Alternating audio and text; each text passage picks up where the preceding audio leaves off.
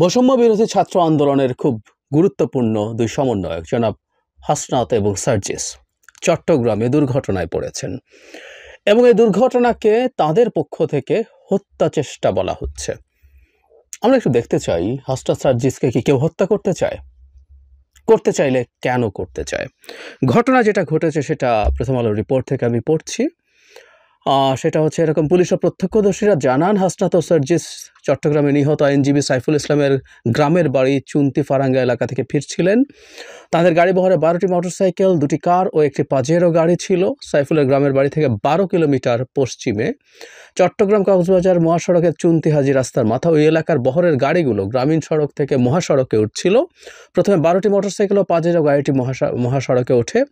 ওই পাজেরো গাড়িতে হাসনাত সার্জিস ছিলেন। পরে একটি প্রাইভেট কার মহাসড়কে উঠতে চট্টগ্রামমুখী একটি মালবাহী ট্রাক গাড়িটির সামনের অংশে ধাক্কা দেয়। এতে কারটির সামনের বাঁ দিকের অংশ ক্ষতিগ্রস্ত হয়। ক্ষতিগ্রস্ত প্রাইভেট কারটিতে হাসনাত সার্জিসের কয়েকজন সফর সঙ্গী ছিলেন।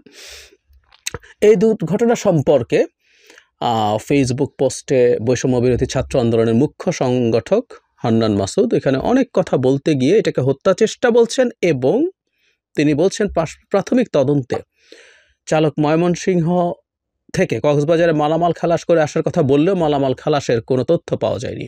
অতীতে ভারতীয় গোয়েন্দা সংস্থা র কর্তৃক বাংলাদেশের শীর্ষস্থানীয় অনেক ব্যক্তিকে হত্যা করার নজির রয়েছে। এখানে একটা জিনিস আমাদের জেনে রাখা দরকার, জনাব হান্নান মাসুদ মুখ্য সংগঠক বৈষম্য বিরোধী যে ছাত্র আন্দোলন, অত্যন্ত গুরুত্বপূর্ণ পদে আছেন তিনি এই হামলার সাথে ভারতের রকে জড়িয়েছেন। এই ঘটনার পর জনাব সার্জিস হাসনাত তারা স্ট্যাটাস দিয়েছেন, একই স্ট্যাটাসে দিয়েছেন, মারবা পারবা না। একই সঙ্গে নিজেদের তারা বলছেন যে আবরার ফাহাদ এবং সাইফুল আলম আলিফের উত্তরসূরি হিসেবে উনি বলছেন আমরা আবরার ও আলিফের উত্তরসূরি, মনে রেখো শহীদরা মরে না, এটা বলেছেন তারা। এবং আসলে ঘটনাটা কি হতে পারে এবং সত্যিকার অর্থেই কেউ তাদেরকে হত্যা করতে চায় কিনা, এখানে আরেকটু যোগ করে রাখবো। জনাব সার্জিসকে আমি মিডিয়ায় কথা বলতে দেখেছি, সেখানে তিনি এক জায়গায় বর্ণনা করছেন এবং খুব ইন্টারেস্টিং একটা তথ্য তার কাছ থেকে পেলাম। সেটা হলো সে ট্রাক চালককে যখন আটক করা হয় তখন তারা জানতে পারেন এই ট্রাক মালিক যিনি আছেন তিনি এই সাম্প্রতিক শেখ হাসিনা পালিয়ে যাওয়ার পর তার বিরুদ্ধে মামলা আছে, হত্যা চেষ্টা বা এই ধরনের মামলা, মানে এই মুহূর্তে আওয়ামী লীগের লোকজনের বিরুদ্ধে যে ধরনের মামলা সে ধরনের মামলা আছে তার বিরুদ্ধে। এবং জনাব সার্জিসও খুব স্পষ্টভাবে বলছেন যে ডকুমেন্টের কথা বলছে, যেখানে মাল খালাস করার কথা বলছে সেই ডকুমেন্ট সে দেখাতে পারেনি এবং তার হাতে যে ডকুমেন্ট দেখানো হয়েছে সেটা আসলে তার যে বক্তব্য সেটাকে সমর্থন করে না, এই ধরনের তথ্য। তাদের দুজনকে কি হত্যা করার চেষ্টা হতে পারে? উত্তর হচ্ছে পারে, নানা দিক থেকে পারে, সে সম্ভাবনা নিশ্চয়ই আছে, নিশ্চয়ই আছে। কারণ আমরা জানি আমাদের এই শেখ হাসিনা পতনের সাথে যে কয়েকজন মানুষকে আমরা ওই সময়টাতে অন্তত প্রচুর সামনে দেখেছি, তাদের মধ্যে হাসনাত সার্জিস ছিলেন।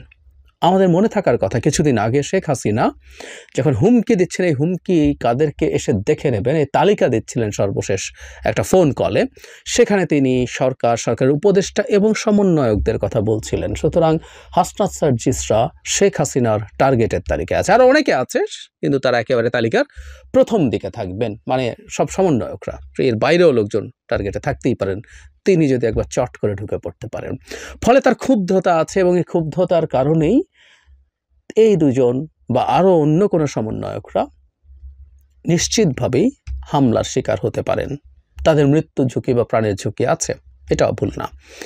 জনাব হান্নান মাসুদ যেটা বলেছেন সেটাও উড়িয়ে দেওয়া যাবে না, কারণ সাম্প্রতিক সময়ে ভারতের বিরুদ্ধে প্রচুর রেটরিক ব্যবহার করছেন এই সমন্বয়করা।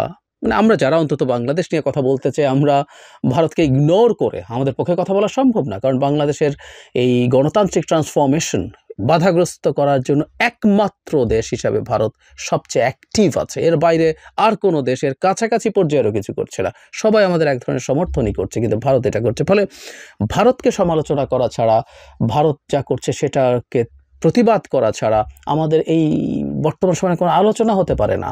এবং একেবারে সাম্প্রতিক সময়ে জনাব চিন্ময়কে কেন্দ্র করে একজন মুসলিম আইনজীবীর হত্যাকাণ্ড আমরা দেখেছি, যে তার দাফনে গেছেন সমন্বয়কেরা এবং সেখানে জনাব সার্জিস খুবই টাফ বক্তব্য দিয়েছেন ইসকনের বিরুদ্ধে। এর আগেও আমাদের নানা সময়ে আলাপগুলো করতে হয়েছে। বারবার বলছি, ভারতকে বাদ দিয়ে আমাদের এখনকার পলিটিক্যাল ন্যারেটিভ কোনোভাবে অ্যাস্টাবলিশড হবে না। সুতরাং ভারতও ক্ষুব্ধ থাকতে পারেন। এবং ভারত এই কিছুদিন আগেই, কয়েক মাস আগেই কানাডাতে, আমেরিকাতে মানুষজনকে, শিখ নেতাদেরকে খুন করার হিস্ট্রি আছে, যেগুলো আমেরিকা আর কানাডা অফিসিয়ালি বলছেন। আমি বলছি না তাদের ক্ষেত্রে ভারত এই চেষ্টা করছে, কিন্তু সেদিক থেকেও যে ঝুঁকি নেই এটা উড়িয়ে দেওয়া যায়, এটা বলা যাবে না, আমরা এটা উড়িয়ে দেব না। আর শুধু তারা নন, আরও যারা আছেন, যারা ভারতকে ডিল করে, ভারতের প্রবলেম সামনে এনে কাজ করতে চান, প্রত্যেকের জীবনে একই রকম ঝুঁকি আছে। এবং বলা বাহুল্য যে এটা শেখ হাসিনার দিক থেকেও স্পন্টেনিয়াসলি আসবার যথেষ্টের বেশি কারণ আছে। এবং আমরা বহুদিন থেকে এই কথা বলার চেষ্টা করছি যে তাদের প্রচুর ফান্ড আছে, তারা সেটা এখানে ইউজ করতে চাইবে, এত টাকা আছে, তাদের পক্ষে এটা করা খুব কঠিন কিছু না। সুতরাং এটা যদি সেই চেষ্টা নাও হয়ে থাকে, তর্কের খাতিরে বলছি, তারা যেভাবে বলছেন এটা সেই সম্ভাবনা আছে, কিন্তু আমরা গাড়িটা যতটুকু ভেঙেছে তাতে আমার কাছে মনে হয়েছে যে ট্রাকটা যদি ফুল ফ্লেজেড আঘাত করার চেষ্টা করত, আমি আসলে ঘটনাটা ওই সময়টা জানি না, এটা একটা দুর্ঘটনাও যদি হয়ে থাকে, সাধারণ দুর্ঘটনা, কারণ যে পরিমাণ ক্ষয়ক্ষতি হয়েছে তাতে মনে হয়েছে ট্রাকটাও কি তার ট্রাক থামানোর চেষ্টা করছিলেন, কারণ একটা ট্রাক মোটামুটি গতিতে যদি সংঘর্ষ হতো আরও অনেক বেশি ক্ষয়ক্ষতি হতে পারত। সো ট্রাকটাও কি থামানোর চেষ্টা করেছে, এই প্রশ্ন আসতে পারে। আবার নিশ্চিতভাবেই যিনি ওই প্রাইভেট কারটা চালাচ্ছিলেন তিনি নিজেও দুর্ঘটনা এড়ানোর চেষ্টা করেছেন, সে কারণে কম হয়ে থাকতে পারে। What ever it is, situation যেটাই হোক না কেন, এটা তাত্ত্বিকভাবে বলছি, এটা যদি দুর্ঘটনাও হয়ে থাকে, আমি বলছি না, এটা যারা ছাত্র সমন্বয়করা আছেন তারা যা দাবি করছেন সেটাই হওয়ার সম্ভাবনা থাকবে, কিন্তু যেটা দুর্ঘটনাও হয়ে থাকে, এটা একটা ওয়েক আপ কল। এই মানুষগুলো যারা আছেন তাদের আসলে সতর্ক হওয়ার সময় এসছে।